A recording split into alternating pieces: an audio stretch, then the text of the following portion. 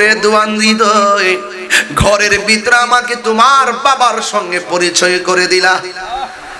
আমি যদি বলি আয়ুব তোমার আব্বা কোথায়, আয়ুব বলবে হুজুর আমার আব্বা তো কবরে।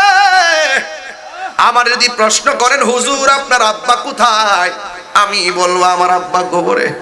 হৃদয় রে তুমি বড় ভাগ্যবান, বাবার সঙ্গে আমাকে পরিচয় করায় দিছো।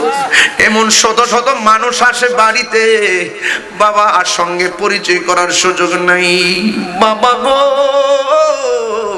বাবা, বাবা গো বাবা, কত আদর কত স্নেহ তোমার কাছে পেলাম, সব কিছু হারিয়ে আজকে নিঃস্ব হয়ে গেলাম।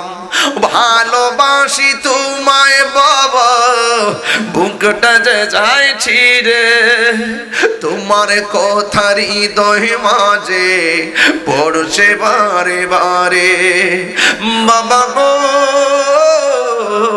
বাবা, বাবা গো বাবা। ওয়াহাব কালবির মা দাঁড়ায় রইল। যে সন্তান রে মা তোকে তোদের কসম দিয়ে বিদায় দিল, জ্যান্ত ছেলে কারবালায় গেল, এখন সন্তানের কল্লা মৃত অবস্থায় মার কাছে আইলো। একটা আবার খেয়াল করুন নাজিম ভাই, ওই মুহূর্তে মার মনটা কি কয়। কিন্তু প্রেমিকা তো বড় অসাধারণ নাম, প্রেমিক তো বড় অসম্ভব অসাধারণ নাম।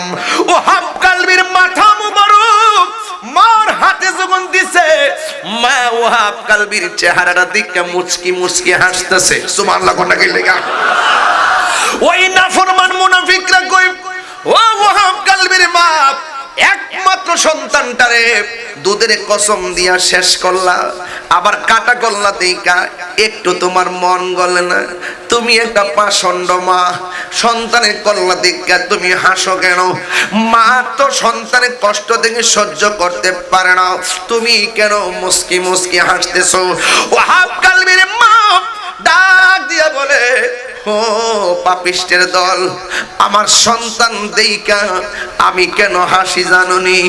একটা মাত্র কারণে আমি হাসি। কয় কারণটা কি?